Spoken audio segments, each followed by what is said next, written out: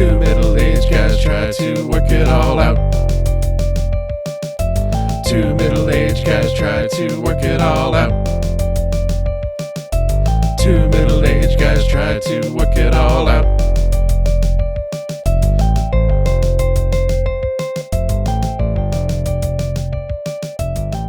Welcome to this episode of Two Middle-Aged Guys Trying to Work It All Out, and this is going to be a crazy good episode.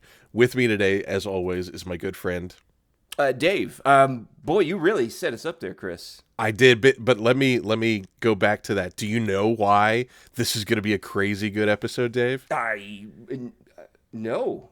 This is the first episode that we're recording since you two dropped a new album. No, okay. All right. Well, all right. Well, good. Is this the first that we have recorded ever? Like, you mean ever, right? In the podcast history where we are following up. Okay. All other times were AI text to speech. Well, I guess that's a prediction.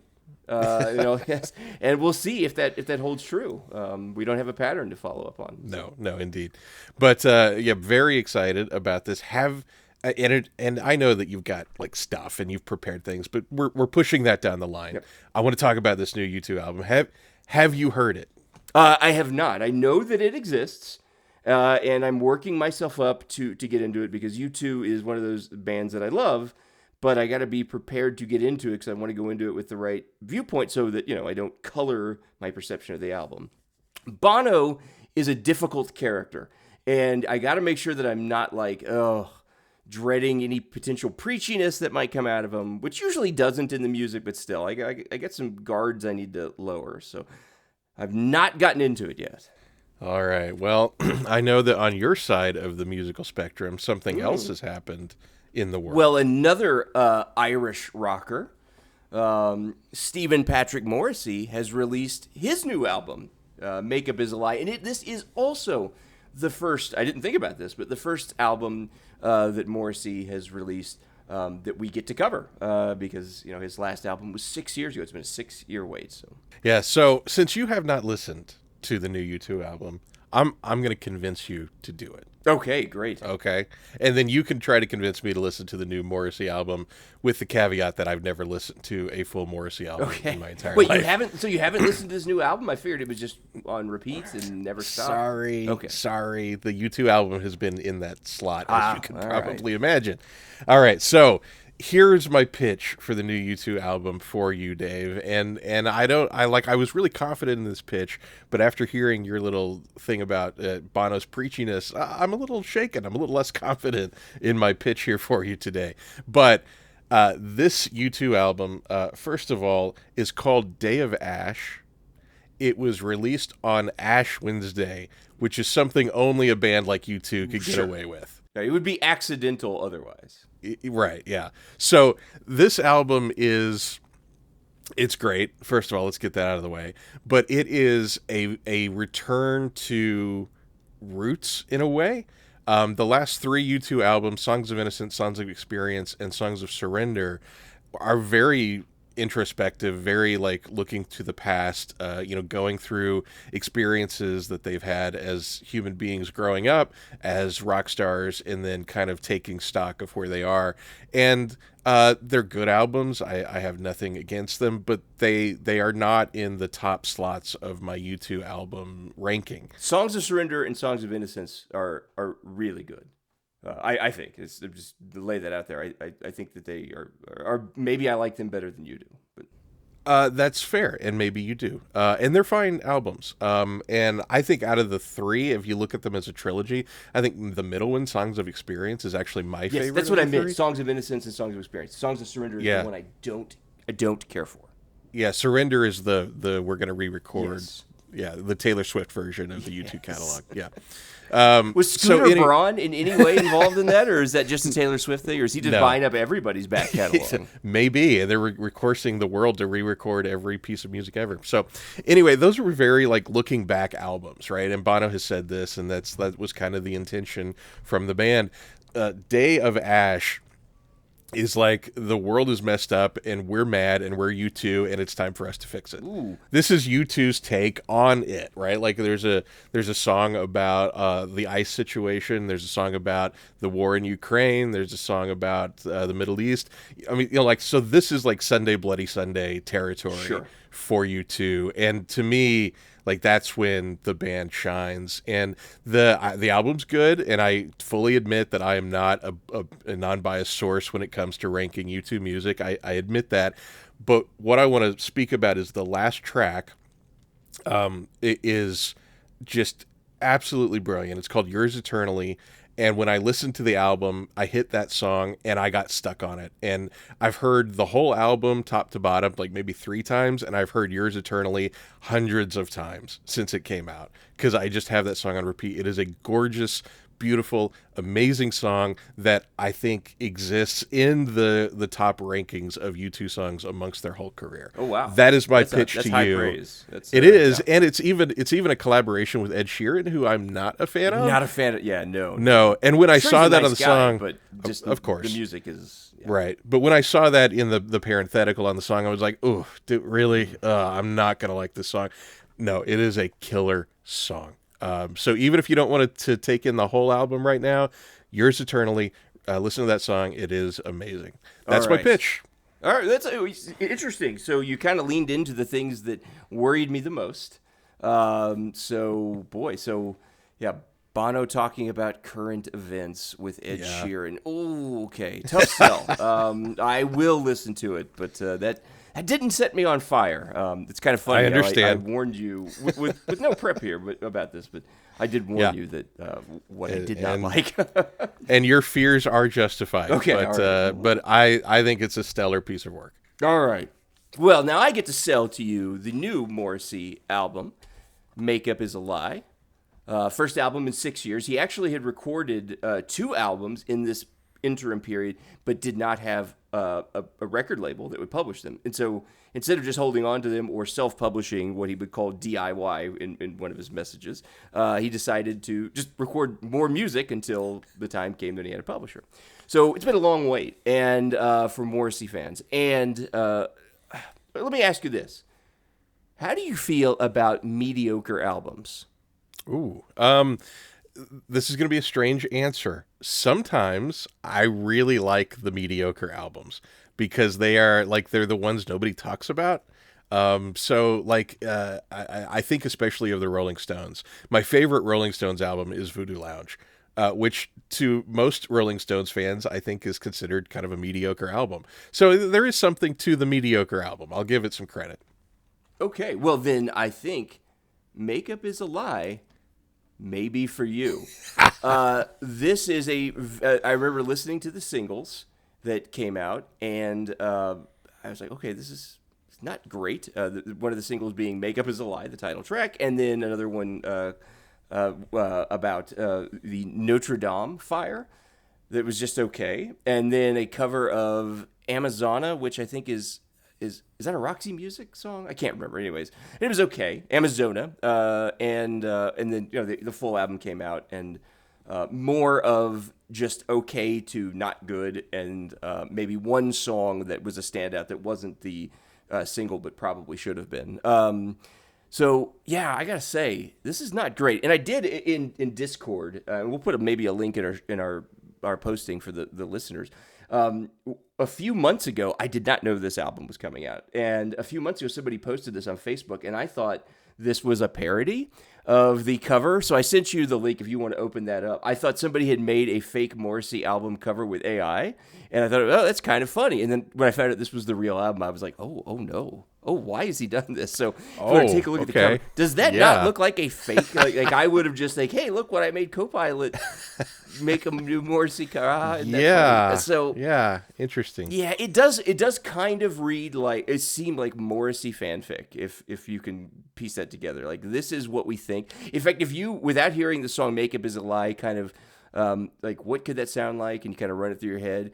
You go listen to the song, and it's almost exactly like that. I mean, it is not. It's not particularly great, but it's also not offensive and horrible, mediocre, right? So, so listeners, go rush out to your mediocre record store or your mediocre streaming service and download the new mediocre album by Morrissey, Makeup is a Lie. That should be the marketing pitch right there. Mediocre edition. So question, as someone who knows absolutely nothing about Morrissey and I could probably only name 2 of his songs, is this like a continual decline? Was the last album not great in your eyes, or is this one kind of a unique situation? So I haven't listened to the unreleased album, so can't speak to those. Of course. But I actually think Morrissey's second half of his career is fantastic, and in some ways is equal to the first half of his career. So to me, this is a pretty big decline.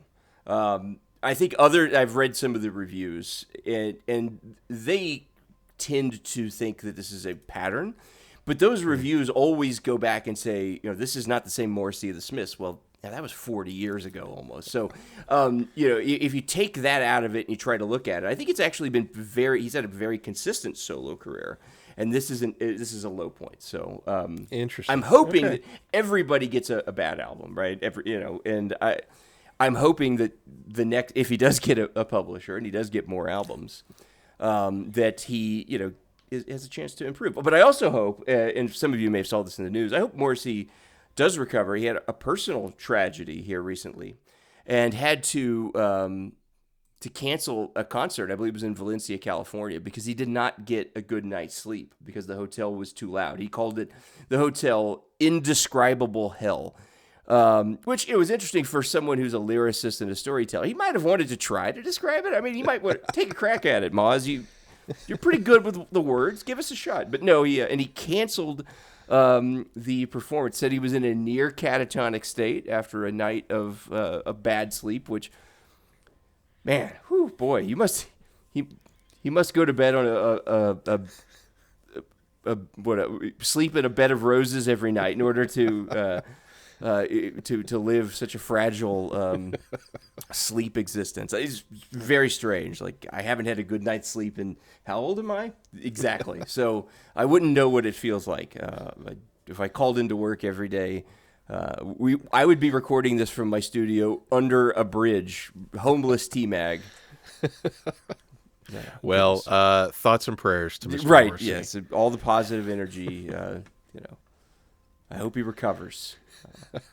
Kickstarter All right. has been to take the GoFundMe. The GoFundMe. Not a Kickstarter, but GoFundMe. So that's it. So I think you made a better case than I did, maybe.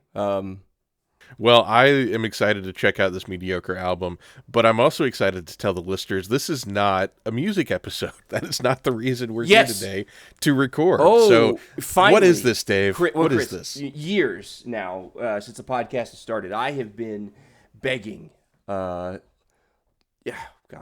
Lawyers have been involved, letters from lawyers. Let's do an episode focused on the 1992 Robin Williams vehicle toys. And you have flat out refused, like I said, a restraining order, which was hard to do the show when we couldn't be in contact. A lot of AI, a lot of just scripted prompts. But please, Chris, finally you relented and said, fine, I will do the toys episode. So I'm ready to go. I commissioned a scholarly article about this, a scholarly work, the ethics and morals. The ethic and moral framework of the movie Toys, right? This is a big deal. So I'm ready to go. I have a concern.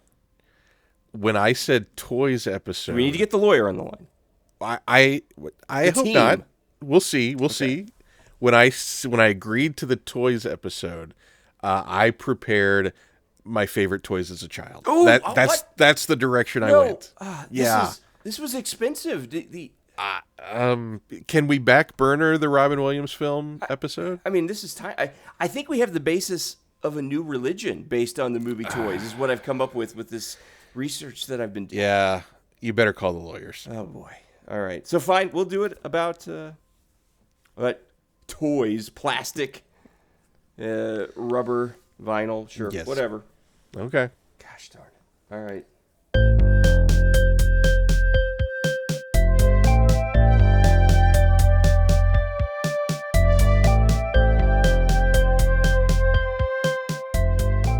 Okay, well, if we're going to do that, my favorite thing to do with toys, other than watch the Robin Williams movie about toys, Of course. is to talk about the movie Toy Story. So maybe as a lead-in, I guess it still kind of works. Maybe I was thinking I could challenge you with some trivia about the movie series. Yeah, Toy Story. Okay, all right. Are you ready, listeners? This also gives me an opportunity to kind of recalibrate my brain so that I can talk about actual Since toys. we're not talking about Robin Williams. Nobody's going to be interested in this. They're all checked out. Like, this is not about Robin Williams? Click. We're out, yeah. I was really interested in the LL Cool J section of your treatise there, but we'll get to it. Don't want to break the illusion here, but I've never actually seen that movie. So, okay. So, first question. I have seen these movies. Toy Story trivia.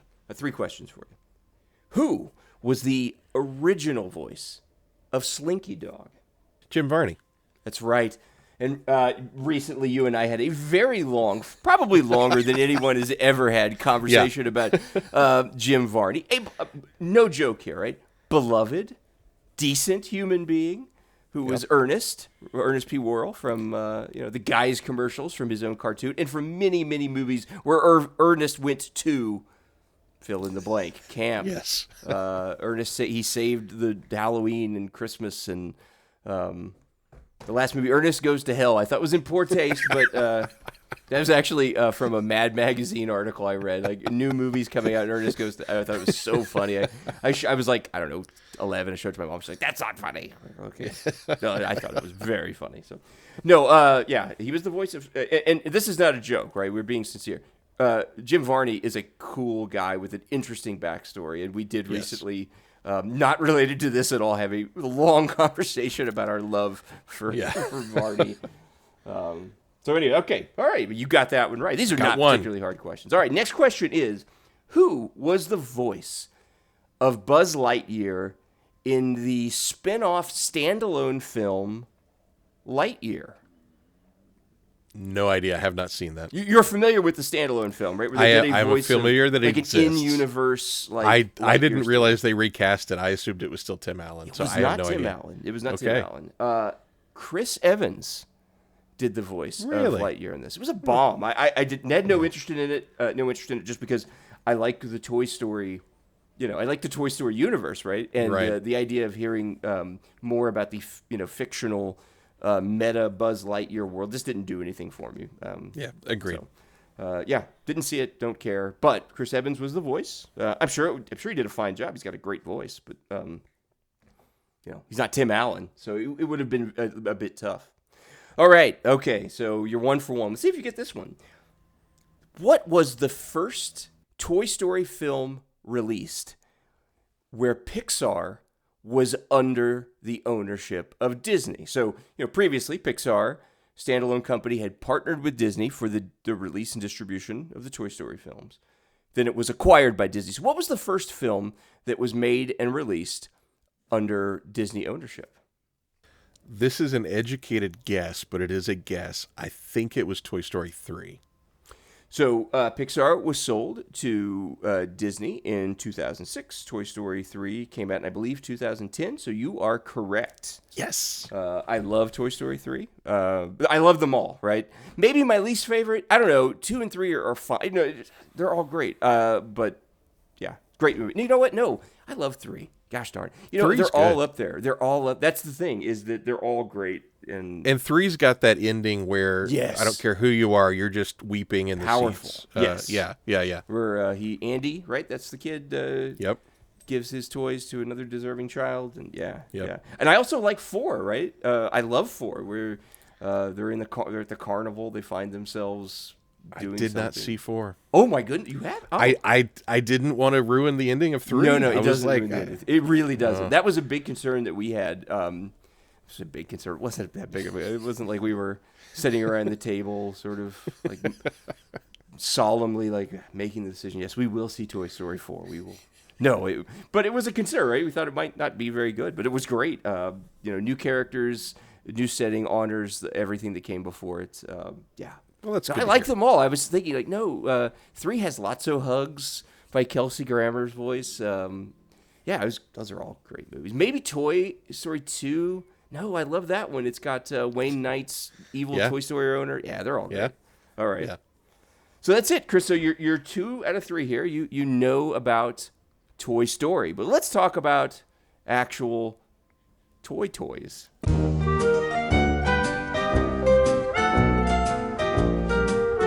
So, Dave, the first toy that I am bringing here, this is a big one. And it's big because as we were preparing for this episode, I thought of the toys that I wanted to talk about from my childhood.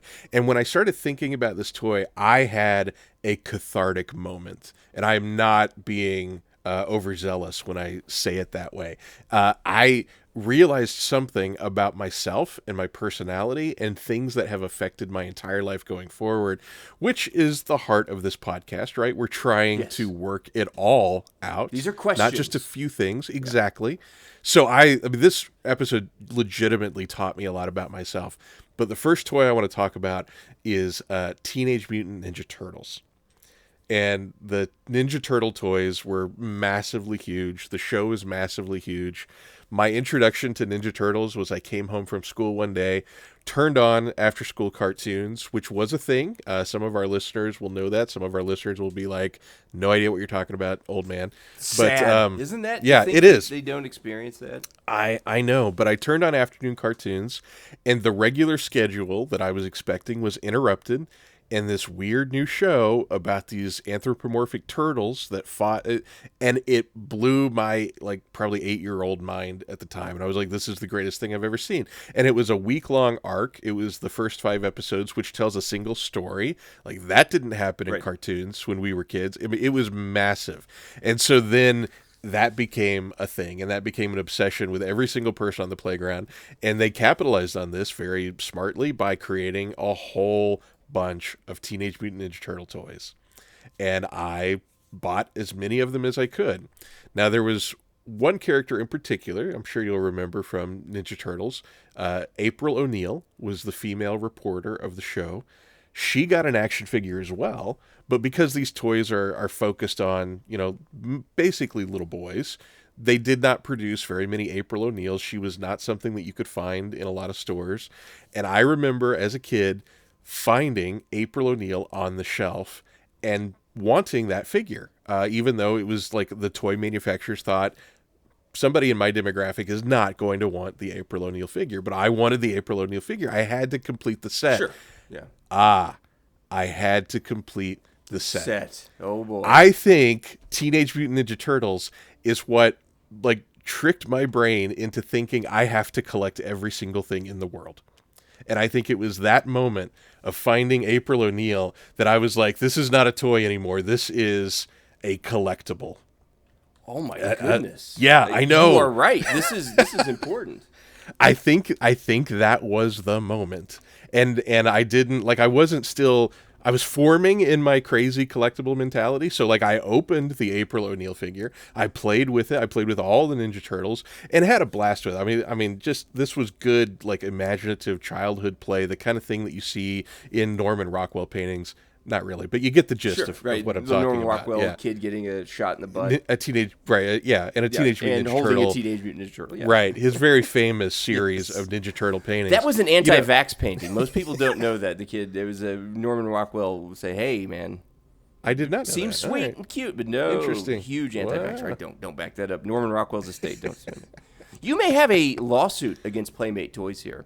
Because you could seriously claim damages and look at the obsession, the compulsion to collect. The amount of money I've lost over the course of a lifetime. And I think this is where it started. Because I do not remember prior to this moment having any kind of concept of scarcity, having any kind of concept of, if I see this toy on the shelf, I may never see it again. It all started right there with Teenage Mutant Ninja Turtles. So it is the top toy on my list from my childhood. That is, well, first of all, that's an incredible line you drew there. Don't disagree in any way. I may have some similar thoughts about some of my toys also. But those were just in terms of hunks of plastic, those were great toys. That was the era of action figure perfection. They were incredible in every way that the Teenage Mutant Ninja Turtle toys were, as well as other action figures, which we'll talk more about later. But that was an era where going down the action figure lines at the toy store was just so much fun. You had so much to choose from. They were not overly articulate. They're not McFarlane toys, ridiculousness, but they're also not just immovable hunks of plastic like some of the toys we get now, or Happy Meal toys maybe is a way to think of it. They were just the perfect level of playability, posability, and almost like little sculptures, little art pieces. And the Turtles were just great examples. In fact, I'd say that maybe one of the top 3 action figure sets of all times. Totally have great memories of those. You want to go into some of the ones? Obviously, you mentioned April. Some of the stuff you had that was in maybe some of the play sets or vehicles. Yeah, absolutely. So I was in at the start of it, right? So the big things were the 4 core turtles: Leonardo, Raphael, Michelangelo, Donatello. Had those guys. Then I was really into a lot of the vehicles. Like they had the turtle van, big playset thing. I had that.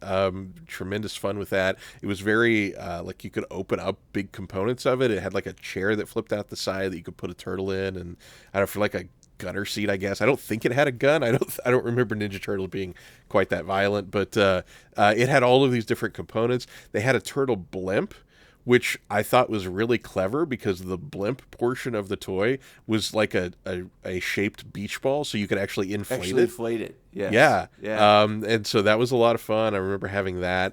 Then, like, as the cartoon expanded, they would get like all these different characters. Like they had the Mecha Turtle, and I remember that figure being a big deal. Yes. Casey Jones was a big deal, and I had that figure. Krang, when they introduced the other enemy besides Shredder, like that was a big deal. But then they started just wanting money, and then they were like Samurai Leonardo and Sure. pizza delivery Donatello, like yes. yeah. And I, even as a kid, I was like, I'm not into this. Like, I don't want you wanted my the Ninja main Turtles line. dressed up. Exactly. Yeah. If I didn't see it in the cartoon, I did not want it as a toy. Like that was my baseline. Did you have a Kang? Kang. The brain. Which one was Kang? The brain, isn't he Kang? Krang. Oh, Krang, excuse me. Krang, Kang is the Marvel, yeah. Yes, yeah. Yes, I did have a Krang. And that was a hard one to find as well. Like, so that was post April O'Neil's figure release, so I was already in this, like... You were there. Yeah, I was there. Deep. And yeah, Krang was a hard one to track down. That took me a while. But I had a Krang, and yeah, I loved these things, and they were, I did not open them and then put them on a shelf. I mean, like, these were active everyday play, and they would be, scattered throughout the living room with giant wars with Shredder on one side and all of his foot soldiers and the Ninja Turtles on their side. And the one thing I never did, because I was not a child of unlimited means, Sure. I had to be choosy in my choice. It always bothered me that I only had one foot soldier. But because like those were the dregs of the show. You needed had to go through a few of them.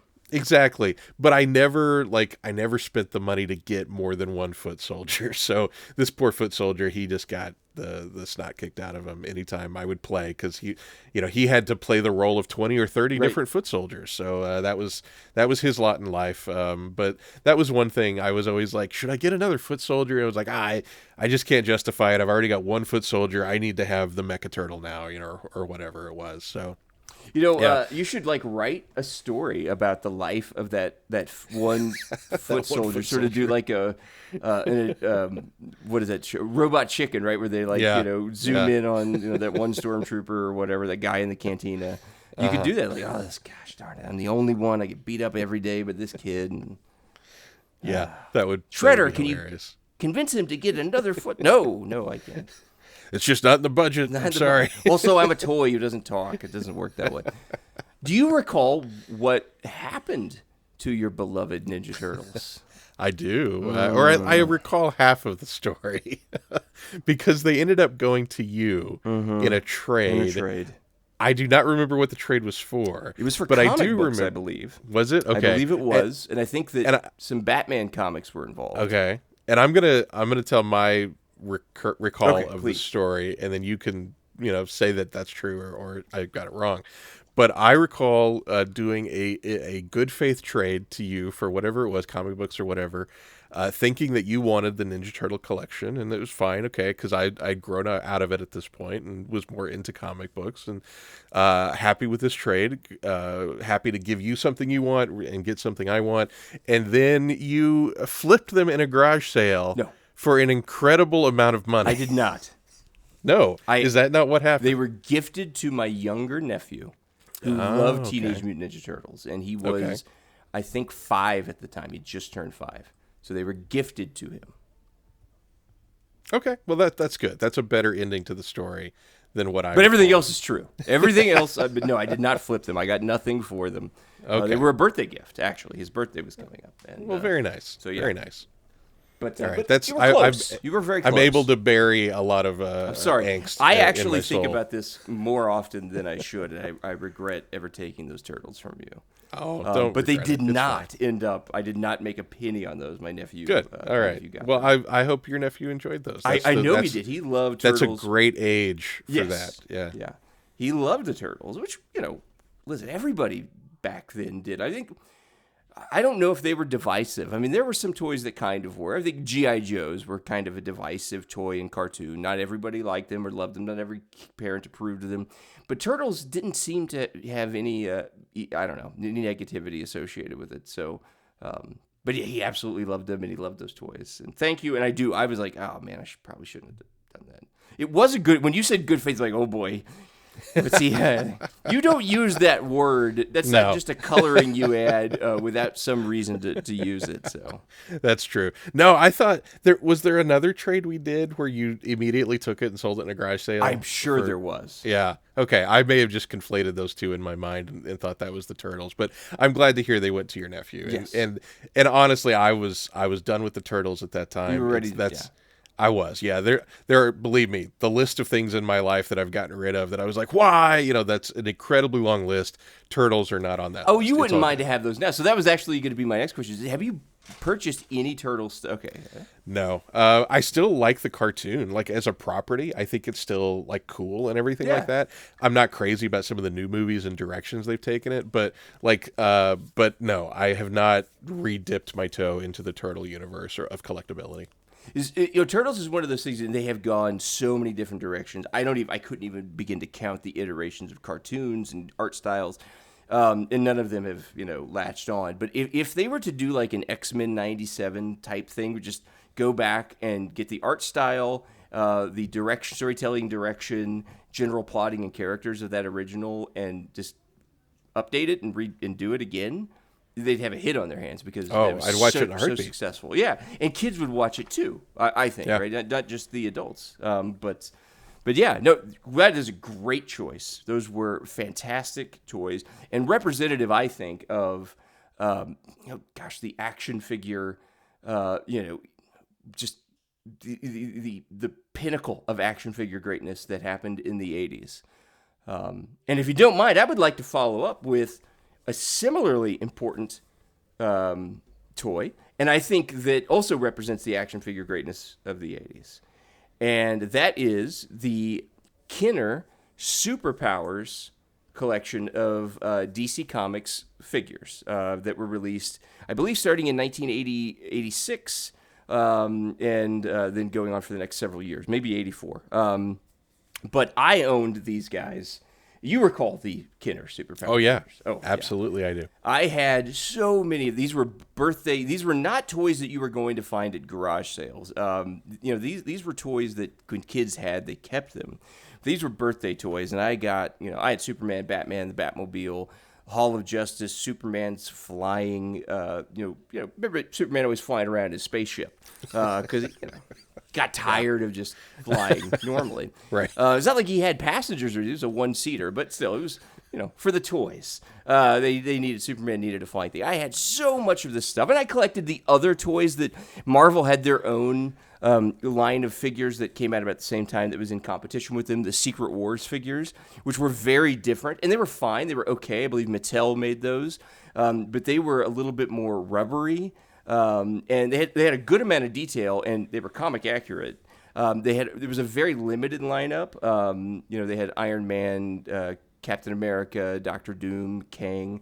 But it was a limited lineup, and while I had those, a few of them in my collection, it was really all about the Superpowers DC figures, which were just incredible. And I had quite a few of the first series, some of the second series, and then I kept these figures into my early married days. So for years and years, over 15 years, I collected these and continued to add them. So I had some of the rarer third series ones like Plastic Man, Mr. Miracle, and Captain Marvel, or Shazam, as he's called now in the DC universe.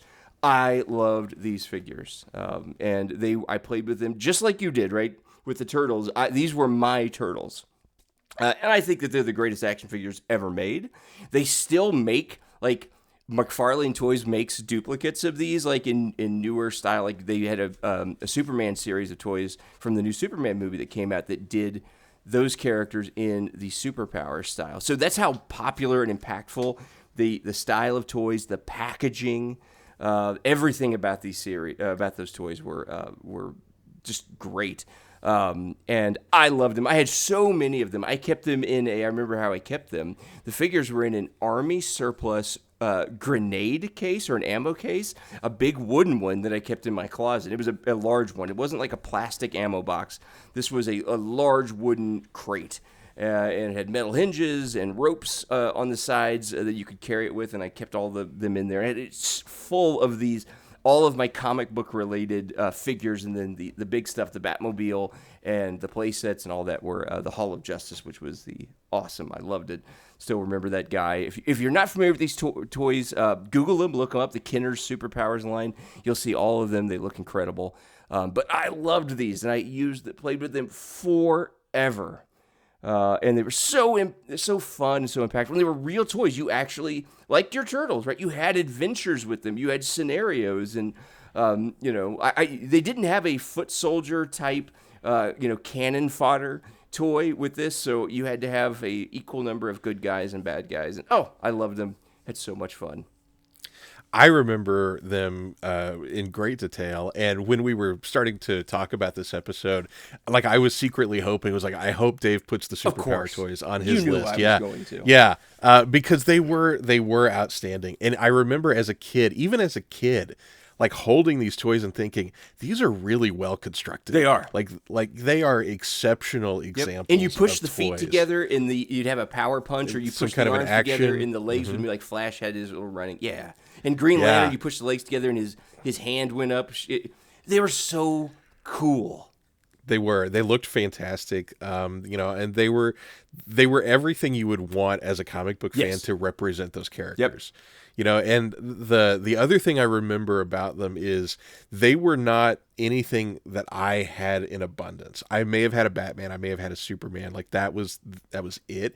It was really kind of your toy. And so whenever we would get together as kids, like those were the things I wanted to play with. Yeah, you bust them out. Yeah. Right. I didn't have that at my house. That was uniquely yours. And I was always ready to get these guys out. I loved these toys. They had a very special place in my heart. And and I collected them. I remember my Dr. Fate toy. And they also, if you remember, they came with little mini comic books, which I lost most of those. I think I kept the Dr. Fate one. I remember having that. But yeah, they were so much fun. The bad guys they had the Lex Luthor and the Brainiac, and then in Series 2 they brought in the Dark Side and the Fourth World crew as the bad guys. So you got Calabac and Desaad and Mantis. What's interesting though is they had very few. I'm struggling to think if they even had any Fourth World good guys. I don't remember if they made an Orion or if that was going to be part of the canceled Fourth line. But they used the bad guys for that, but not the good guys. Yeah, and I remember like when I would go to toy stores, like Mantis was the only one I ever saw. There were just shelves of Mantis. Nobody wanted that figure. I had yes, I know you did. Yeah. The last thing I will say is talking about the trading on the Ninja Turtle side of things. This one frustrated me because you would never trade those toys. I loved him. I would not. It was the only thing that was. But yeah, they were totally off limits. However, I did finally get rid of them. I don't know if you remember. I remember them in great detail. I don't remember how you got rid of them. I traded them to a fellow who was building decent, actually pretty good, particularly at the time, replicas of Star Wars lightsabers. And he had made and he was trying to figure out how to sell them online. And we were trying to help with that, although we were not equipped to do that. And he was not a good business person. But I traded my collection for a replica Return to the Jedi Luke lightsaber. Which I then, in my early married days, and I then sold on eBay in the early days of eBay, and used that to fund a washer and dryer. So I did quite well on it, right? There I you used go. washer Yeah. and dryer, but it was but I do miss them and I regret them. But here's the funny thing: I traded them to the guy who was making those. He was a local guy. He then turned around and sold them to a local comic book store, which we brought up many times in the show, which was called Caveman, and it's now vintage stock, which they're across the Midwest and other parts of the country, so you may have heard of them. But then Caveman got all of my toys, and then Caveman, that location, which at the time was the only location, burned down. And so they had, some of the things were salvaged that they bought from the insurance company, and they were able to resell them. I know the details because I actually talked to the manager at the time, Monty, if you remember. I'm saying his name, no one will know. He won't. I remember. But he kind of told me the story, and then they were able to, they bought them, and they were able to resell them at their parking lots and parking lot sale. And I would go out there, and all of my figures were out there. And, of course, I couldn't afford to rebuy them, but I was like, oh, I remember looking at Mr. Miracle. I was like, that was my Mr. Miracle. Because they were mostly salvaged from the fire. I don't recall seeing the Hall of Justice out there. But yeah, it was weird going and visiting my toys at the Caveman parking lot fire sale, a literal fire sale. Yeah. No, I remember that sale. yeah. I didn't realize those were your figures. That's incredible. Yep. Wow, that's amazing. I remember that Dr. Fate figure though. That was the one. It was a cool figure. That was the one I wanted, and I think I offered you everything I ever owned for that figure, and you never took it. No, so. My favorite figure from that line though, in terms of just detail and the look, how they captured it, the Green Lantern was so good. It looked just like, it was a Hal Jordan Green Lantern. It looked just like just a masterful piece of plastic art. I loved it. Those are great toys. And if you're in a flea market and you see a Batman toy, there's a pretty good chance it was either from the Kinder Superpower line or from the reproduced Toy Biz line, which used the same molds from the Kinder Power Superman that came out in when Batman, the original Batman came out in 1989. They started to reproduce some of those. So there's a really good chance that it's from one of those two places, which all lead back to the Kinder Superpowers. So. Yeah, they're still out there floating around flea markets. Fun fact, not related to superpowers, but that lightsaber, replica lightsaber that you talked about, I got one from the guy at the same time because we were working with him. And just to finish the story, since we haven't named names, Dave and I found out that this guy was essentially forging Star Wars collectibles, and then we separate. We're like, okay, forget it. But prior to that, we both got replica lightsabers. I still have mine. Do you really? I really do. They were good repros. They were. Yeah. They were really good replica lightsabers. So yeah, I still have mine.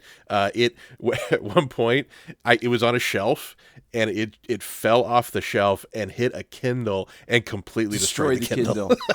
I remember that's hilarious because they were huge, weighty, and good reproductions. I remember it was missing. Mine was he did not have the belt clip. So on Return to the Jedi, Luke's lightsaber, on the very back end, there is a triangular shaped clip. And so in order to put that on, I needed to get a hole drilled. So I called around machine shops in the area. He finally found a place that would do it. Yeah, we'll drill your hole. And he took it and he did it. And he called me back saying, yeah, we have your item ready. And he goes, whatever this thing is, and I'm like, it's a replica lightsaber. Yeah, whatever. And this was in the late '90s, wasn't the early? Yeah. This was like Phantom Menace era. Like, it wasn't still, normies, normal people going to work were like, yeah, man, I got your lightsaber. It's pretty good. It's just like Luke's. He's like, what the heck is you dorks? Gosh darn, these kids want me to drill holes. Like, I work 60 hours a week. I fought for this country. I didn't fight for this crap. Kids to be kids. I was 20, but drilling holes and But he's like, whatever this is. It was so funny. Like, hey, sir, it's a lightsaber, sir. in shame. The shame had sunk in. Like, oh boy, what? And then I sold it. To That's fantastic. But yeah, those were good. Not that we're talking about lightsaber records. Those were pretty good. Next time I want to see that. I blast from the past. I remember I sold the lightsaber to a. I remember because this was the early days of eBay, where when you sold something, like you would have a conversation with the person, like, "Yeah, I'm going to send it," and you weren't using the sort of there was no. It wasn't like a factory like eBay is now. You slap the sticker on, you send it. I actually communicated with the guy. He was a lawyer. He just graduated, was starting his practice, and he wanted this to go in his office. It was crazy. Good times. But before, now a lightsaber replicas, you can get them, they're all over the place. But back then, no, they didn't exist. People were still looking for the Graflex tubes from the cameras, and those were still out in the wild. Now all those things are dried up. Nobody. And you would call camera shops asking for Graflex, and they would be like, "I'm not selling that to you. You're just going to turn it into one of those." Yes, the camera guys picked up on that. Like, no way, man. How old are you? Well, you don't want this for photography purposes. They said it like that. Photography. That's how old camera guys talked about it. Yeah. Oh, man. Good times. Great toys, right? I think, we both led off with, I believe, the two greatest action figures. And not to steal your thunder, I think there's another one. I won't mention it until we get to the end. But I think there's another one that belongs in that list. But the two greatest sets of action figures, the Turtles, the Superpowers. What a way to start. We should just stop right now. It's not going to get better. Folks. That's the episode, everyone. Yep. 2middleagedguys.com. No, I'm kidding. So I have my second pick, which I hope this does not steal your thunder, but I would say, even though Ninja Turtles and Superpowers are great examples, I would say my second pick is the single greatest action figure in the history of the medium. And the reason I led with Turtles was because of the cathartic moment, right? But my absolute favorite childhood toy that I think is the best action figure that's ever been made in the history of action figures is G.I. Joe. Okay, not on my list. No. Okay, good. I'm glad. I was going to say Transformers because I think G.I. Joe is in the is like number 4 on my list. So okay. Well, you can speak Transformers, but let me talk about why I think G.I. Joe is the greatest action figure. Okay, the articulation is unmatched. Outstanding. Yeah, you could pose those Joes in any kind of form, and I'll talk about that in a little bit more detail when I talk about how I played with my G.I. Joes. I also think they are the perfect size. Ninja Turtles, Superpowers, a bigger figure, right? We're not getting into the 12-inch figures, which in my opinion are completely unplayable. Like, I don't know who, like 12-inch figures are for shelves. They're not for fun. But the 3-inch figure, the G.I. Joe, perfect. Like, that is exactly right. It is a perfect miniaturization to where all the vehicles work as toys.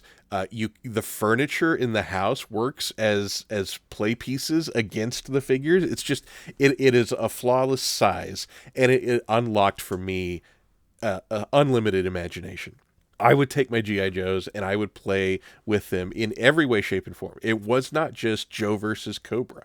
Like, these were just ways to kind of express ideas that I had. And one of the big ways I played with it is, I think I've spoken about this on the podcast before, but right or wrong, my father took me to see Die Hard when I was like 8 years old. I mean, like, theatrical release of Die Hard. I was young. We went and saw it, and that movie blew me away. Like, I'd never seen an action movie like that before. And so for years, that kind of informed my play style. So I was recreating, like, the way I perceived Die Hard with my G.I. Joes. That's awesome. So they were like every scenario was like, it's one man against this entire army, and he's infiltrating the couch because it wasn't a couch, it was a giant, like, a building. Compound. Yes. Exactly right. Yeah. And so this is the way I played with them. And I loved action movies as a kid. I loved, like, the James Bond movies. So my G.I. Joes were always, like, holding onto the top of cars and, like, being, spun around corners and almost flung off, but they managed to hold on. Or Indiana Jones, that influenced me a lot. with like, oh, he had to slide underneath the truck, but then he climbed up the back of the truck, and I'm doing all this with GI Joes, and because of that articulation, I could do all of this with Yes. GI Joes. Like, they could reach their arm around and they could grab something, or they could be put into great heroic poses, or they could swing across a vine to get to the rocking chair from the couch, or whatever. And so this was how I played with GI Joes, and I absolutely loved it. Some of the great joys of my childhood were just laying in the middle of the living room with a pile of GI Joes and making up these little kind of action movies in my head, and I loved it. And I had so many GI Joes, like I had all of the characters that you would expect to have. I had a Snake Eyes, which Oh, yeah. was the hard one to find. I mean, like, because everybody wanted a Snake Everybody Eyes, but I wanted had the Snake Eyes. Snake He was Eyes. the coolest. Absolutely, he was. I had the Snake Eyes. I had, so many vehicles, but the crowning achievement of my collection was it was either Christmas or my birthday one year. My parents went absolutely bonkers and got me the General. Do you remember the General, Dave? No, I don't. Is this the aircraft carrier? There's so many play so- sets. Yeah, This is also a toy line that was huge. Like, Yeah. just so much. You go into the toy store, and it's like it felt like aisles and aisles of GI Joe Yeah. toys. I'm exaggerating, but It absolutely- there was so much stuff to Yeah. that set. So it was not the aircraft carrier, which I did not want. Like, the aircraft carrier You didn't have a big enough house, man. Well, I didn't have a big enough house, and also it You was water. perhaps need to Like, build on an addition to hold it. Yeah, It's a huge yeah. play set. but it was water. Like, what am I going to put this in the Right. bathtub? There's no play opportunity there. Like, so I did not want the aircraft carrier. The General, however, was the mobile, like, tank like base thing that GI Joe had. Okay. And so it was on wheels, and but it was every bit as big as that aircraft carrier. And this is a point that I wrote down in my notes that I want to bring here. I want to know your like thoughts about this. Do you remember when you would go to toy stores and the regular toys would be in, their shiny, thin cardboard packaging with all the illustrations and drawings and whatever. Sure. And then you had a couple of toys that were in the big corrugated cardboard packaging that had like one hero image on it, but then on the sides it was just black text printed against the white cardboard because the toys were so massive they had to be shipped in like that sturdier box. Did that make an impression on you when you were a kid? I guess I didn't. I guess it didn't because I'm struggling to to piece It the memory made an together. impression on me because like when I saw that box, I was like, oh, this toy's going to be expensive. And you'd look up at the price and it would be like $100. Oh, which is like, just insane money. Yeah, like $100 for a toy like that. I could not imagine. And the General was one of these types of Yes, toys. I'm And- looking at the picture now, and Yes. I see it. There's like Yeah. there's like places for like 9 characters to do something in the gym. It was huge. Yeah, and my parent, I don't even necessarily remember like saying, "Oh, this is what I want." Maybe I did, but I just remember it showing up for a gift, and I was just like, I can't believe that I have something like this. And so, man, the That's so hours awesome. and days and weeks of play that I got out of GI Joe, and I don't remember what happened to my Joes. I'm pretty sure I did not trade them to you. Like, I don't think that was I something never you were was into interested in. Joe's at all. Yeah. So I don't remember what happened to my GI Joes. Something happened to them, and I obviously don't have them now. Throughout my life, I've thought about rebuying them, but man, you want to talk about some expensive yeah. toys. They are. So I never have, mainly because I don't like if I invested in GI Joes, it would be because I want to play with them. It would not be because I want to display them or collect them or as an investment or it would be like, no, I want to have 2 GI Joes on a skateboard and slam one of their heads into the I'd be like, that's what I would do with them, and I can't justify doing that for, at like $50 a pop. So anyway, those days are gone and they're just happy memories. But I think the GI Joe is the perfect embodiment of the action figure. Oh, they are fantastic, right? In terms of playability and posability, the articulation. It's just so. They were toys made to be played with. They're a little uglier because of all of the joints, but that's fine, right? In the moment when you're playing with them, you appreciate the ability to do all those things.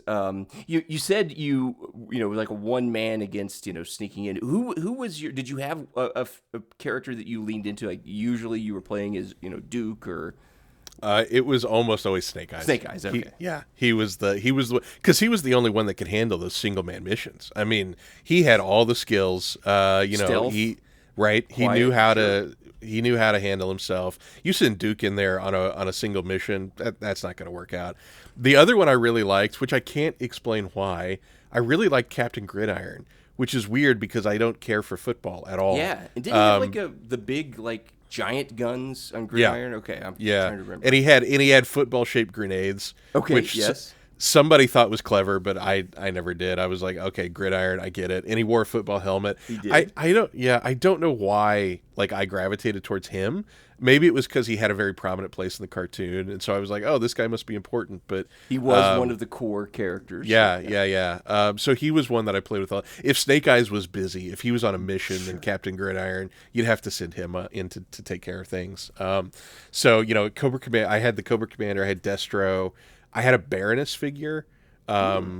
I never had the female Joes. I don't know why. Scarlet, you didn't have? Yeah, I never. Lady J, I never had them. Oh, Shipwrecked. I loved Shipwrecked, him. yeah. He came with a parrot. He was cool. Did he really? I would not surprised, but okay. Yeah. So they were just so much fun, and because of the way I played with them, like we talked about with Ninja Turtles. I mean, they were the characters in the show, and they were fighting in the style of the show. G.I. Joes, I did not always play that way. So like it wasn't necessarily always Snake Eyes. It was just like, oh, super awesome ninja guy, right. And so they would come and be different characters for me as opposed to just strictly their G.I. Joe identities. Oh man, yeah, and you could do that, right? And it was fine. You could assign, and you could do it with all toys, and that was the great thing. It's a toy. It's my toy, my rules. I can make, I can make this. This Batman, I remember I had a Batman Bruce Wayne figure from the 1989 movie. I was like, okay, yeah, he's going to be a new superhero that I just invented, and he's a bad guy or whatever. He just turned bad. Maybe you could do it. It was so much fun. But the G.I. Joe toys are just, boy. I'm rethinking I don't know, boy. Transformers, G.I. Joe, tough one. And I'm not going to talk about Transformers because I'm going to do some more weird stuff, I think, but the Joes are just great characters, and I think even though it is not a Nintendo episode, we must mention how awesome the G.I. Joe video game is for the Nintendo Entertainment System. It really is one of the best. Perfection. It is one of the best NES games in the library. What's funny is the second one, which the original one, G.I. Joe, was from Taxon. Mm-hmm. And the second one, which was from Capcom, the Atlantis Factor for the NES, it's such a great game, the Atlantis Factor is, but we never talk about it because the original is so good. Right. And even though Atlantis Factor is a good game, like as a kid, I hated it because it was not as good as the Taxon one. Yeah. And I was so mad that the sequel to this game that I valued so much was not up to par. I was like, Capcom, how could you? Yeah. That Taxon G.I. Joe, perfection. It is great. So if you like the game, if you like the toys, if you like the property, but you're not familiar with the game, and you have the opportunity to play retro games somewhere, do not sleep on Taxon's G.I. Joe for the Nintendo Entertainment System. Yep. All right. Well, okay. Well, those were fun toys. Let's talk about some. I'm not going to say not fun, but maybe ones you'd be less familiar with. So I'm going to, and we'll put this in the show notes. I'm going to drop something into our Discords here so you can see what I'm talking about here, because I'm going to be pretty confident this is not something you're familiar with. When I was a kid, I was a big fan of the TV show Dukes of Hazzard. Okay. Did you watch the show? I did, yeah. Okay. I loved it. I loved the General Lee. I loved the Duke boys, Roscoe and Boss Hogg. Boss Hogg still makes me laugh to this day. Anyone who looks or sounds like Boss Hogg, I will laugh at. I was recently on a Zoom call with someone who sounded a lot like Boss Hogg. I mean, not a lot, but everything about the way he talked and spoke, it cracked me up. I had to mute myself so I just wouldn't giggle. So I loved this, Dukes of Hazzard. And I had the Dukes of Hazzard Barn Busters playset with the General Lee, which was the car. This is also the most racist toy I've ever owned. I'm just kidding. It did have the battle flag of the Confederacy on the roof of the car, which is not something you'd probably put on a toy today. Sure. But I loved this play set. It had a little car, and it was this barn. And think of a Hot Wheels stunt set where you're rolling the cars through things, and it drives through a barn. It had these barrels. I remember the barrels very distinctly, these little toy barrels and crates, and you could set them up and have the General Lee crash and hit ramps and go through the barn and all these various configurations. But I loved this toy.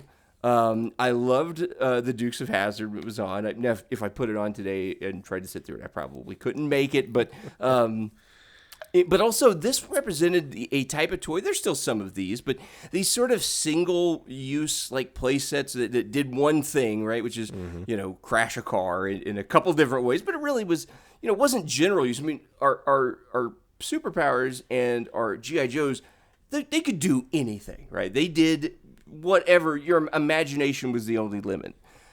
Toy sets like the Dukes of Hazzard Barn Buster, it really did just one thing, which was crash a car. So it had limited play value, but it was still a lot of fun. And it represented as a 8-year-old kid in 1986 or whatever, 1985, 7 years old. A way to play the show that I enjoyed very much. And I know there was Evel Knievel stunt sets, and I think I might have had one of those, or at least looked at one in a toy store that was along the same lines. And these were fun toys to have. But I don't know. I brought it up. It was in a memory that I have, something that maybe other people either haven't seen or if they had, they'd long forgotten about it, as the rest of you middle-aged folks. And I don't know. I thought it was neat. So, have you ever heard of this toy set? Is this something you remember at all? Not this specific toy set. I do remember Dukes of Hazzard, and in our childhood, it was a big deal. Sure. And I don't want to conflate that with saying that two middle-aged guys supports the Dukes of Hazzard or anything of that nature. But as a kid, I remember getting a Dukes of Hazzard bicycle that had all of the logo and the flag on it and everything like that. And I didn't understand the implications of it as a child. I was just like, oh, cool bicycle, right? Yeah. It's like that car and that show. I can crash it into a lake. Yeah, I can barn bust with it.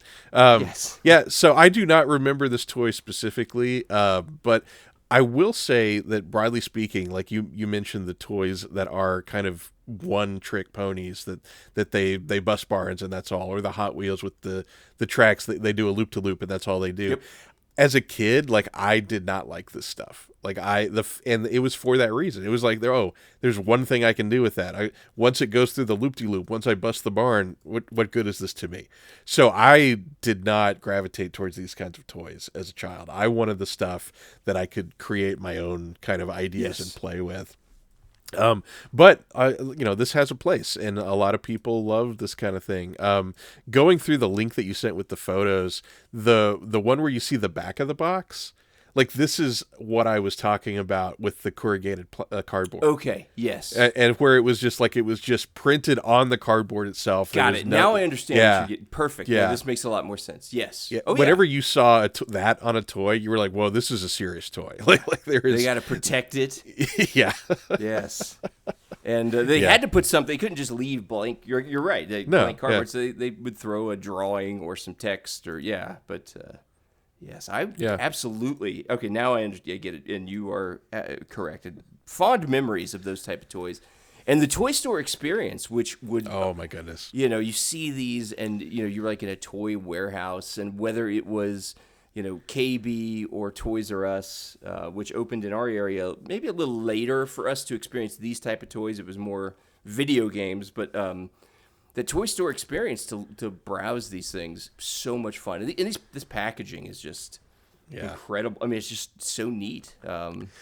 Do you remember a store in town called the Toy-O? Toy-O, yeah, absolutely. I remember Toy-O, or some people call it Toy Yacht, which I don't know, but we always called it the Toy-O, and it was TOY-O, the letter O, and that was the big store when I was little. Absolutely, that was before Toys R Us came around, and I don't have very many memories of it, but I remember it being very much like a warehouse. It was a big warehouse. Yeah, Yes. like Toys R Us was an experience, and they wanted to draw you in. Like this was like, this is a warehouse. We just rolled the crates in and opened the toys, and here you go. Like you know, you little miscreants, find whatever you want. Dig through Nobody's this. going to help you. You know, you just, if you dig for it, you find something you want, we'll tell you how much it costs, kind of a thing.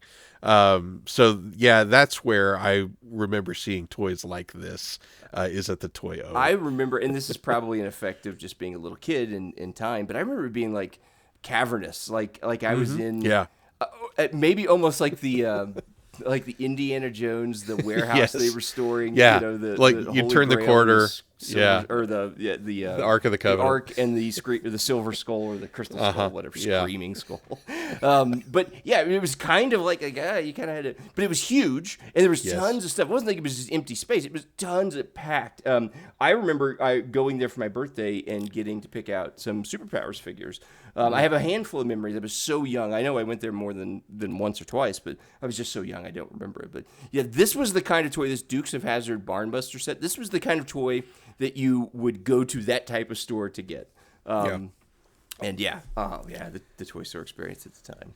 But yeah, the single-use toy, I had very few of those, but this one I remember, and I think I remember it because of the Dukes of Hazzard, and those barrels were so, I don't know, for whatever reason, I just remember those little barrels and crates in the toy set. And those were probably the inspiration for the store Crate and Barrel. I don't know if that's true. This exact toy. This exact toy had a guy doing an upper end, a high-priced home goods type store called Crate and Barrel. Thank you, Dukes of Hazzard. Fantastic. All right, my third and final toy that I brought. I'm zigging when you thought maybe I would zag here. This is not a toy that is the likes of which we've talked about before, because something that was a big deal for me as a kid was the stuffed animal. And I don't know, I really just took to stuffed animals. And the big one for me as a child was in 1986. I was 6 years old, and there was a show that landed on TV called Alf. Oh yeah. And Alf was a big deal. I don't think anyone expected it to be successful, but it was like a cultural flashpoint. The show hit, and then it took it a while for the machine to start rolling, but then you saw Alf everywhere. And there were Alf toys and Alf t-shirts and Alf things, and he started doing pizza commercials with Alf in it, and he became his own celebrity, even though at the end of the day he's a puppet. He's a guy in a suit, right? Real.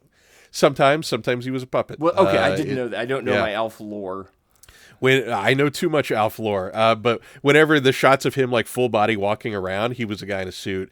But whenever you could not see the lower half of him, the set was built kind of like Empire Strikes Back with Yoda, where the floor was cavernous and people were underneath it, puppeting Alf. And I guess technically cool. Alf was a Muppet. They're people who are into puppetry, there are distinctions here. Sure. Was it a Jim Henson creation? I did not know that. It was not a Jim Henson I thought creation. you had to be a Jim Henson creation to be a Muppet. You? I thought a Muppet was just a marionette / puppet. Okay. I'd always associated that with the. Maybe you're right. Maybe they trademarked Muppet. Yeah. Okay. All right. Boy, we're gonna get a cease and desist letter on this one. We're deep in the weeds, folks. Yeah.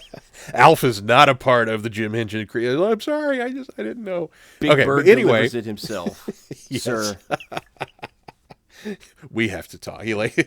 I'm being sent for with Grover. Yeah, it's like the end of Goodfellas. Donnie Brasco. Yeah. Anyway, okay. So I had a stuffed Alf.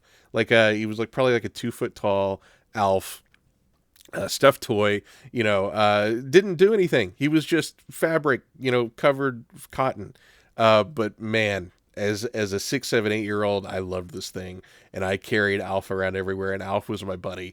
So I didn't want this episode to go without the mention of the stuffed animal. So I think that is a critical toy in the history of toys. It is. They've existed for forever, and the one that meant something to me as a kid was a stuffed Alf. So there you go. Take it for what you will. Yeah, well, no, I think it is important, and it is weird. You and I didn't plan this, right? We had a framework, and then we went and did this and brought it back. So you don't know what I'm presenting. I don't know what you present. It is a coincidence, but an interesting one, that I too have a stuffed animal or stuffed thing. Yeah. It's a terrifying otherworldly thing that I did put the link in your Discord. You should be able to see it. That I had when I was a kid. I only had two stuffed animals or two stuffed things that I cared about. One was a homemade thing, and then the other was a Ronald McDonald, a stuffed Ronald McDonald, a horrifying stuffed Ronald McDonald, where he had a whistle. And you have the picture. The only thing I could find was an eBay listing, or excuse me, an Etsy listing. But this guy I had for years and years, and he got wet, he got damaged. I remember him smelling very badly towards the end before he finally went into the attic, and he was destroyed I believe in my parents' house fire. But I had a stuffed Ronald McDonald that terrifying. Now I would not give this to a child unless I was punishing that child or trying to harm them, which I wouldn't do. Right? This is bad stuff. But I had this, and for some reason I liked it. And we'll provide links. But the Ronald McDonald with whistle. And what you would put the whistle in his mouth, and then you would push Ronald, and he would blow the whistle, which apparently delighted children all over the world. I don't know. Just delight. I don't understand this, but I had it, and I remember it fondly, mostly. So I'm looking at this image, and our listeners out there who, but for our listeners out there who have not looked at the link yet, a couple of things. Number one, this did not die in a house fire. This is still alive and out here somewhere. Maybe burned. Yeah. Like horribly disfigured, but Ronald's out there, and he's probably looking for you right now. Yes. It is that kind of a toy. The second thing I'll mention is the text at the top of the box says, "Hug him. His whistle blows." His whistle blows. Yes, absolutely. That was the action that made the whistle that you put in his mouth. This is not good. This is funny. Also, it is $200 if you wanted to buy this, which I will specimen. Not. Yeah. No. Oh, wow. This is interesting to me for a couple of reasons. Number one, people did make toys that were just inherently frightening. And I don't think it was intentional. Like, I don't think anyone designed this Ronald McDonald and said, oh, we're going to, Stephen King just wrote this book about a clown. We're going to play off of that. I don't think that was the intention, but I cannot believe that an adult would make this and be like, yeah, this is good. We're gonna sell this to children. I'm happy with this. Right. Yeah. So that happened constantly throughout childhood, where adults would put things on the market that were questionable at best. The other thing that really strikes me on this is how kind of normalized a toy about McDonald's was. Yes. In our childhood. Like these were, you would not have batted an eye to walk down an aisle of a toy store and see McDonald's merchandise. Like that was normal. And it's hard for me to imagine going to a toy store today and seeing like, oh, it's the Chick-fil-A cow, or, right. Or whatever. Like that's such a product of its time. It just amazes me. The McDonald's, the cultural importance of the McDonald's in the 80s was outsized, and unlike anything I can recall, I'm having trouble. There may be something that's similar. One might say it was supersized. It was supersized, yes. I mean, maybe like the Noid in the 90s had a moment, right, where it was bigger, and the California Raisins maybe briefly had a moment where they were bigger than the products that they were hawking. But McDonald's was a big deal through the 80s. And Ronald McDonald, terrifying as he was, you could buy Ronald McDonald toys, and I had one. Look at that hair. I know. Look at that eye, those dead eyes. Yeah, you're right. This thing is out there looking for me. I need to relocate. Change my identity. Having a podcast is not wise. He's going to use this to find me. He's going to knock at the door. It's raining, and I smell like, a musty smell. But now it's burned. Like, oh my gosh, Ronald. Hug me. My whistle blows. And pull the string, and Grimace shows. There's a Grimace in his pocket. This is awful. I'm afraid that that you could get on a list if you owned this toy. Like, you can't live You- near a it's school, have to possible. register regularly. I don't know. This is not wise. Oh boy. Well, I mean, toys from the 80s. What can I Yeah. say? And I don't. I know I had this. It's set in my room. I don't. But I remember liking it, I think, or I was convinced that I did. Did you ever wake up and feel like it wasn't in the place that you left it? Did that ever happen? Not that I recall. Okay. Not All that I right. recall, Just checking. But, even Oh, after this, I boy. still enjoy an occasional McDonald's cheeseburger. So, it didn't put me off the brand. No. And we're talking about it today. So We're I guess talking about it today, and I marketing hope somebody accomplished. else listening to this sees this and messages us saying, "Hey, I owned this toy, and it won't leave me alone. It's still here in the room with me. It's listening to me. Help me." Yeah. When you live in a world where a fast food mascot, one of them is the Burger King King, and that's not the scariest mascot. It's a strange world to be in. Yeah, Ronald McDonald it is is. far scarier than even the Burger King King. I agree. Yeah. Where's the U2 song decrying this travesty? That's what I Right, want to know. Bono, get on this. I mean, I know there's other things going on in the world, sir. Now, actually, Morrissey probably would write a song about this because of the animals and meat, and he hates every meat That's is true. murder. That's so true. Yeah. there probably is a song about the clown. All right.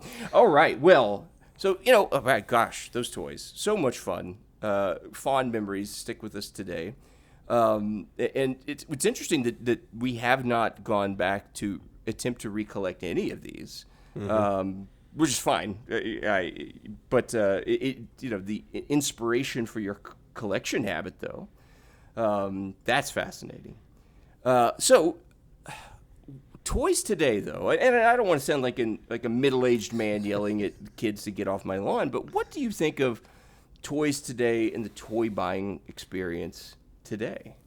I think they need to get off my lawn. No, I think it's pretty miserable. And I say this having raised children.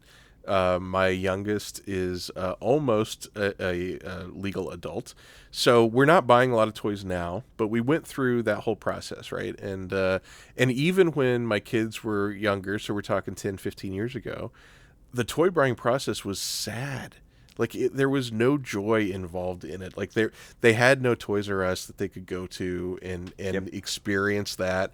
There was the toy aisle at Walmart, which for a long time was pretty anemic. Like they didn't keep up with that. If you go to Walmart today, it's pretty full and there's a lot of stuff. It's not bad. Right. But when my kids were young, like it was like 3 aisles that maybe had stock. I mean, there wasn't a lot to it, So what my kids gravitated towards was there were a few toys. I remember Play School had a I'm not going to be able to come up with the name of it, but they were like tiny little figures. They were vinyl and they were superhero based, right? Like, so my son had a whole set of like these little Batman figures. Okay. He had a Batman and a Joker, and there was a big like Batman castle thing. Yeah. Are these like for younger kids? Yes. Okay. Yes, Yes. I know Like- exactly what you're talking about because we had the Bat Cave. Yeah. Yes, I know exactly what you're talking about. Yeah, that honestly is the only example that I can remember from my kids' childhoods that were anything like the toys you and I played with. That were little figures, imaginative, that you could do something with. Like all the toys that my kids had to choose from were kind of all electronic. Yes. And I'm not saying that they were, they weren't yet to the point where you just handed kids an iPad. Like my Right. kids aren't that Yes. young. But they were all like, we're trying to emulate what adults use. Like here's a fake cell phone that has a screen and a very rudimentary LCD screen that you can touch on and it flashes and lights up. That's a toy. No, it's not. That's an analog for a product that Right. you're going to be tethered to when you're 20. Yes.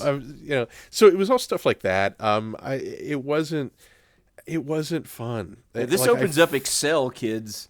Yeah, exactly. Fake Excel, isn't that fun? This one has a text message from your boss telling you to get on a call. You can, Yeah, these were the kind of toys that my kids grew up with, and it was sad. And so they had toys, but like the toys we gave them were more of I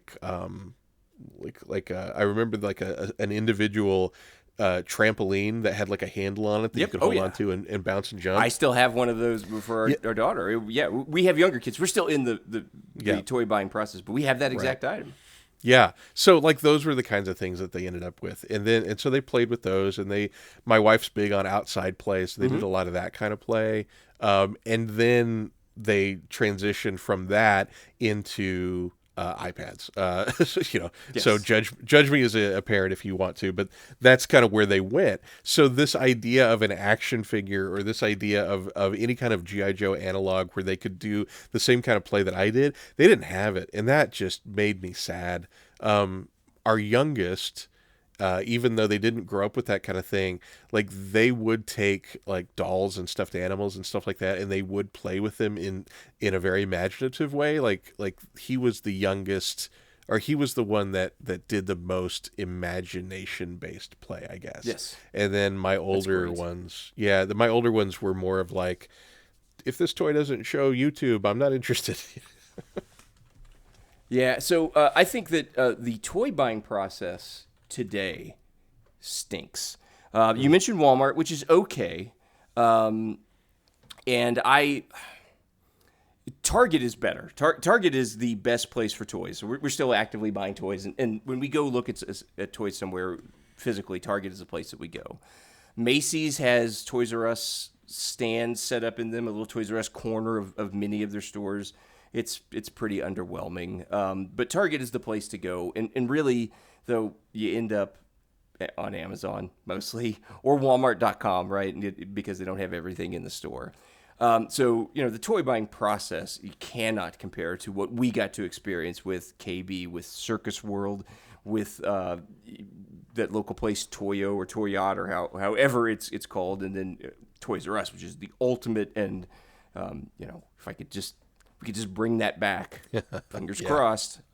I believe in the future there's one open on that maybe someone's mother gets shot. I don't know. I recall. But that is a deep cut reference. A deep cut, yes. Nobody's going to get that. Nobody's going to get that. Maybe Larry will. I don't know. So the toys themselves, I'm kind of back and forth on them because there are some really neat toys. Action figures. There are incredible action figures that are being released, but they're all being released for collectors, for adults. Yes, which is they're like ridiculous. They're like $30 a piece. Yeah, McFarlane toys. Come on, man.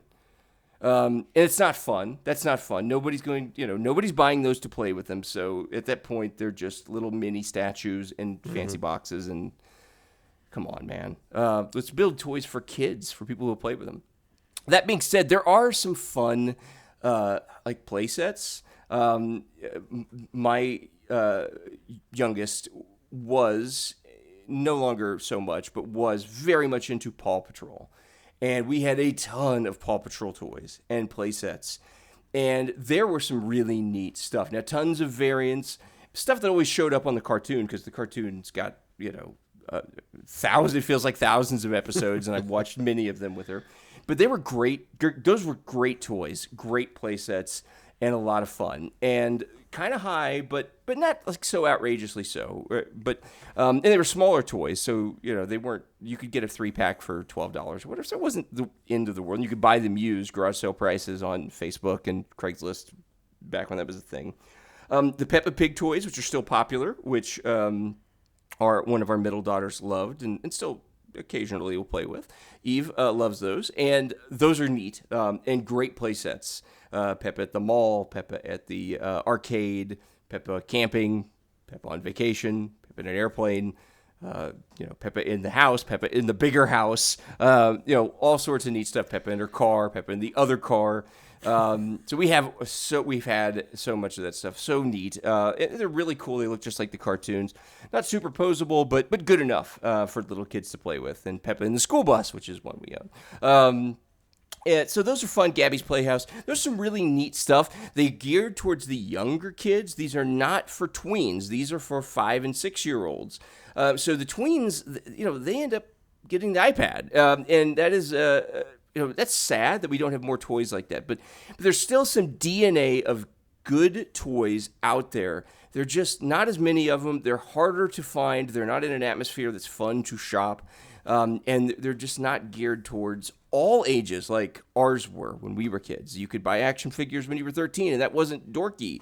It wasn't weird. It was just normal. And now I miss those days. So I would say collectors, stop hoarding all the cool toys, and manufacturers make those fun toys for the older kids. They're still old enough, or still young enough in their hearts to play with toys. So I don't know.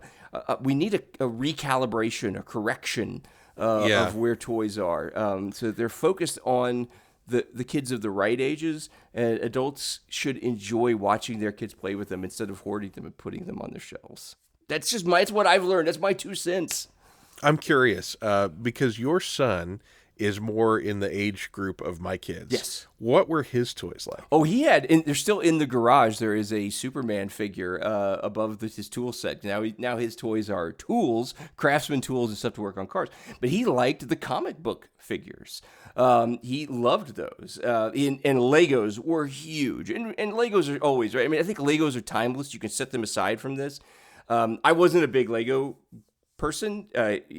My son was. They're immune from all of this stuff because they have been largely unchanged.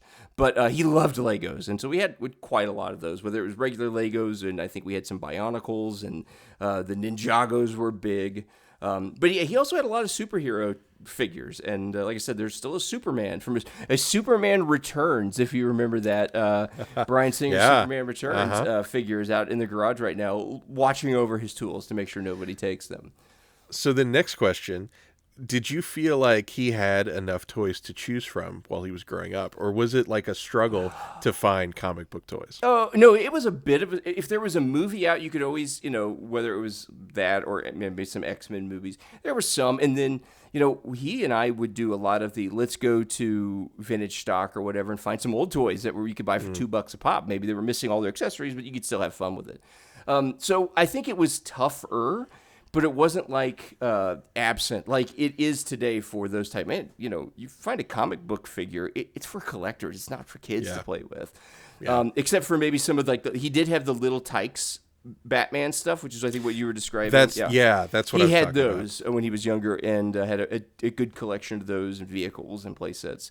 And those are great. Those are fun. Again, skewed young, not that 10-year-old, 12-year-old, 15, even up to 15. Those toys just didn't exist. They were all, like I said, that was iPad time. Yeah, interesting. Yeah, my son is about the same age as your son. Yes. Was also very into Legos. Yeah. And the reason I asked that question is, if it was not a Lego, I felt it was difficult to find anything. Oh yeah, for him. Legos are still easy to find, and whether you get them at Target or Walmart, Amazon's got so much, but it is harder to find. Yeah. He still does Legos, but he's into like those boutique Lego sets where it's like you're recreating Starry Night in Legos and like that kind of thing. My son does those. He and his fiance like to do like the flower sets. Mm-hmm. We bought him, and we ended up putting it together. But an Office set. It's behind me of The Office for those. Well, nobody's watching on video. This is an audio show, but Chris, you can enjoy it. But he does those more complicated ones. You feel like you're getting tweezers out and a loop, and you're like, I've got to get this under an electron microscope to get this aligned. But yeah, and Legos are great. Legos are they tap into a different type of creativity, but they do speak to something. They're still awesome toys, and we didn't bring them up because clearly they weren't as impactful or to us as some of these other toys, but they're still a stalwart of fun, and I'm glad that they exist, and I appreciate them. Yeah. Interesting. Well, I mean, that was an amazing trip down memory lane. It was. And, man, I missed some of these toys. If I still had G.I. Joes, I'd probably go break them out today and have a big war with them. Yeah, have an adventure where Snake Eyes. Yeah. sneaking into Venezuela to pull out the leader and Yes. hold him, that sort of thing. That would totally be what I did with my time if I could. So maybe it's better that I can't, but that's maybe. Okay.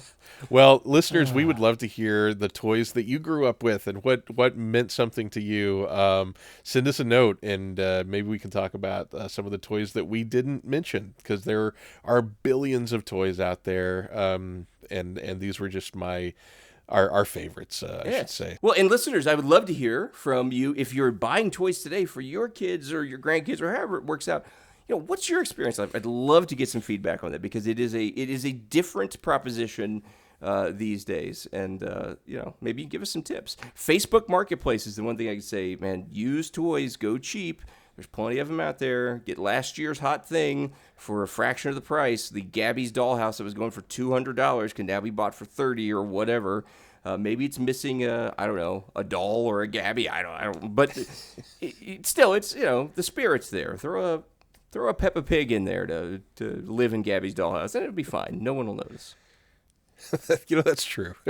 I did all that mix and match all the time. We did that. Absolutely. Boy, remember creating our own lightsabers for our Star Wars figures out of Q-tips with the plastic? Like, here's a green Q-tip. We can make that green and red. And we this is going to be horrific to any collectors out there, but we realized that you could cut the scopes off of G.I. Joe guns and make really nice lightsaber hilts.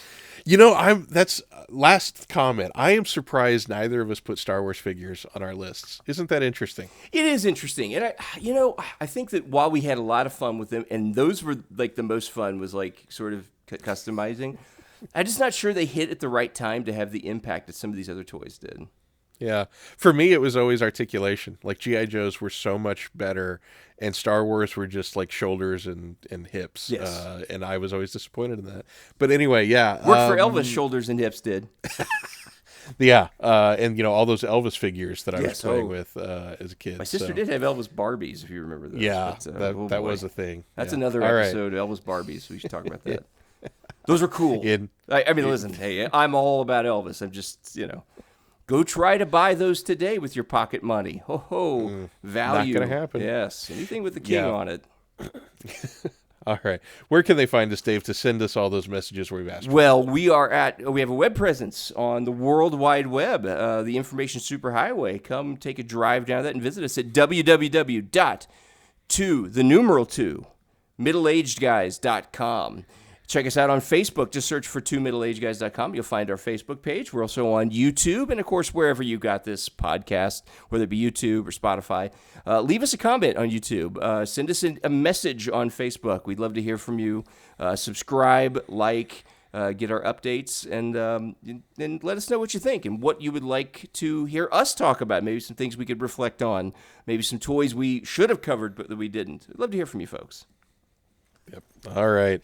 Well, I'm going to go play with some toys, Dave. Yep. I hope you have a good day. Well, I'm going to take a drive down the information superhighway and see what else I can find out there. I heard there's other put things. Put that top down. Yeah. Circle around a web ring.